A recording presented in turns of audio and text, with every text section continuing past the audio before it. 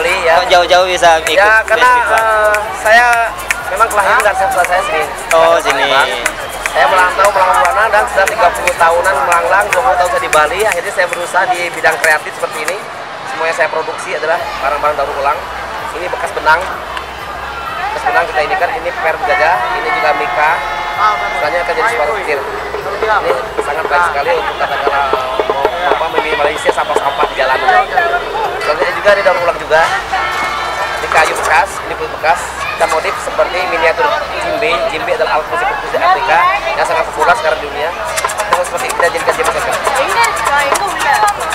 Jadi ke Palembang cuma untuk memeriahkan Asian. Untuk ikut menyemarakkan dan memeriahkan kegiatan dan giat super spektakuler Asian Games di Palembang ini seperti itu.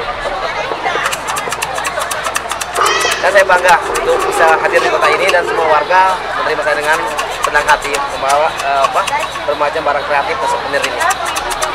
Seperti itu. Dan kalau memang ada kelanjutan dari event seperti ini, saya pun akan membantu untuk ikut serta menyemarakan kegiatan yang selanjutnya.